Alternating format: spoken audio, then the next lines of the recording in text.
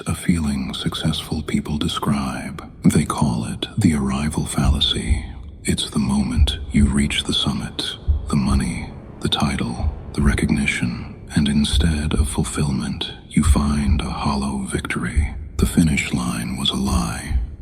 You've heard the stories, the founders who sold for millions and felt nothing, the athletes who won the ring and felt lost. And here is the strange part. You feel it too. Except you didn't climb. You didn't earn the hollow victory. You just got the hollow. You're standing in the same emptiness as people who spent decades on the ladder, but they have the view from the top and the bank account to cushion the fall. You have the emptiness without the achievement that was supposed to come before it. It feels like a system error, like you took a shortcut to the end of the game and found out there is no prize.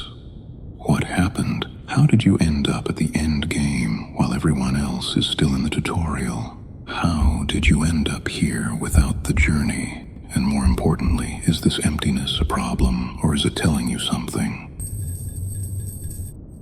Let's be clear about what happened. You didn't fail to achieve. You saw through achievement before you fully committed to it. Your hardware is simply running a post-game diagnostic while you're still in the opening credits. Somewhere along the way, maybe through the internet, maybe through watching others, maybe through some pattern recognition you couldn't turn off, you looked at the path everyone was walking and you saw where it led. Not in theory, you saw it in the faces of people who arrived, the successful ones who couldn't stop working because stopping meant feeling.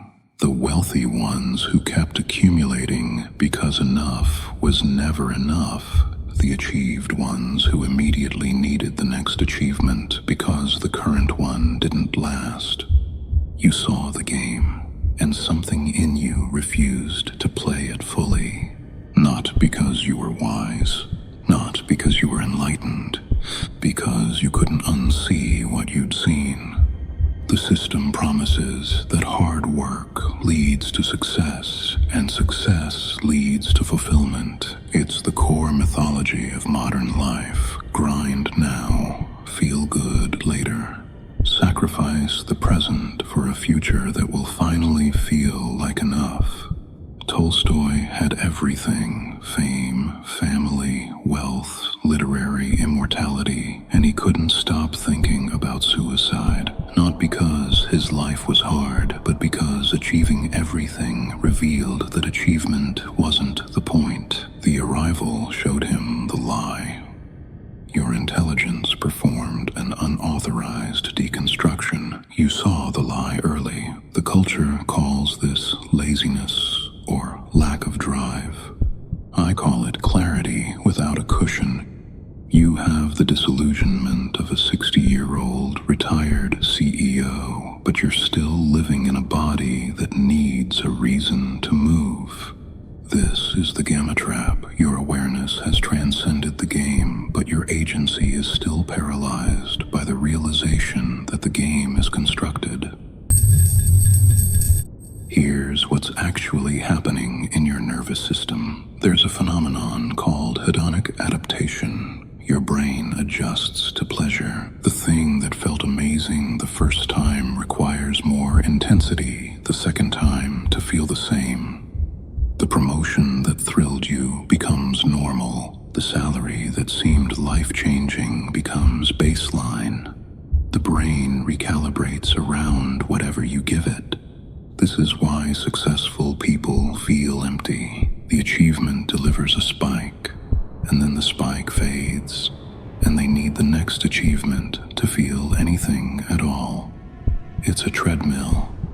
The faster you run, the faster the belt moves.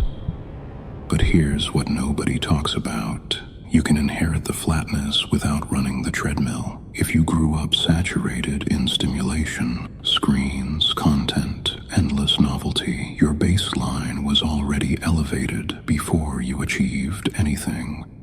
The dopamine system adapted to a world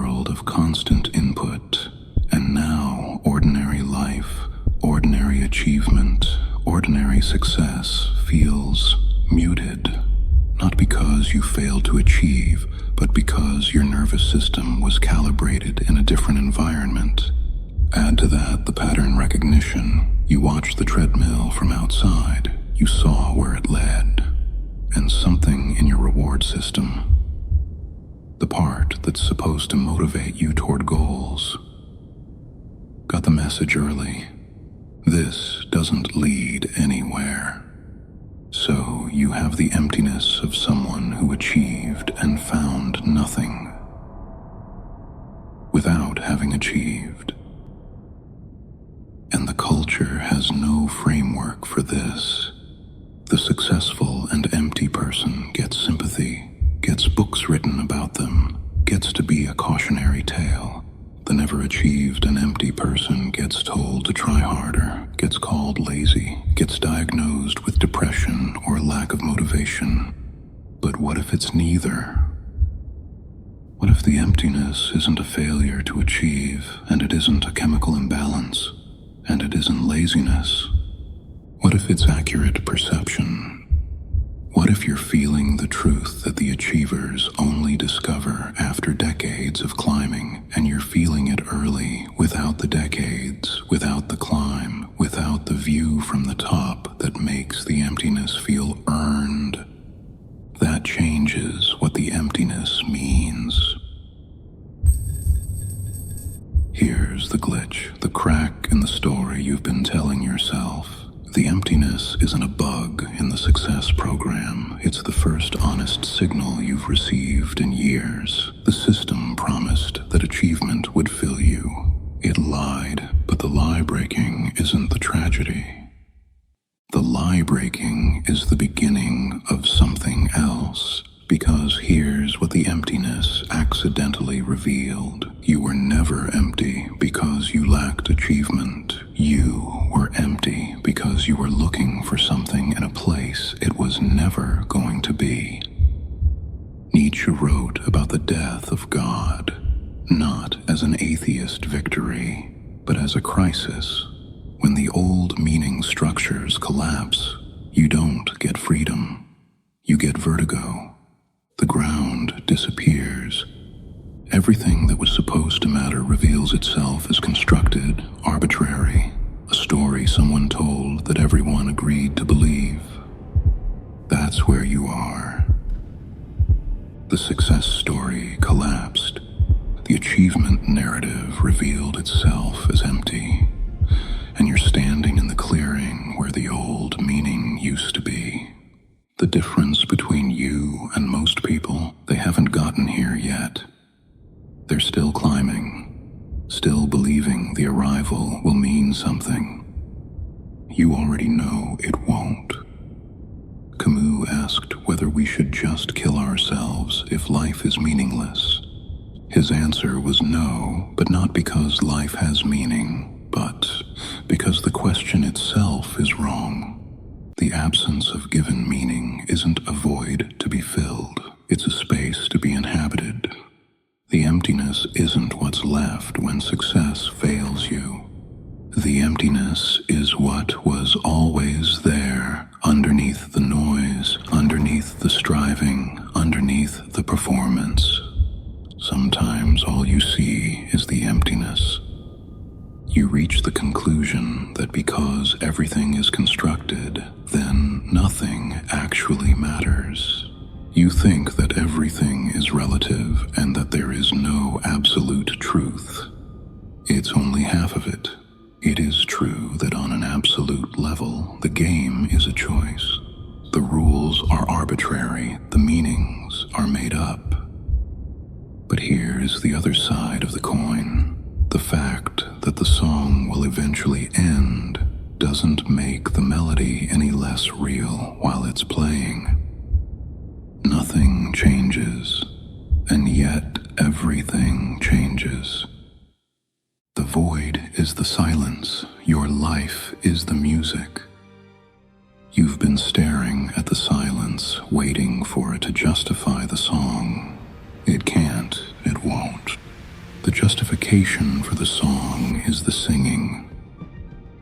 You've spent years becoming an expert on what is fake. You've deconstructed every script and exposed every mask. Now you face the only challenge that matters. Can you become an amateur in what is real?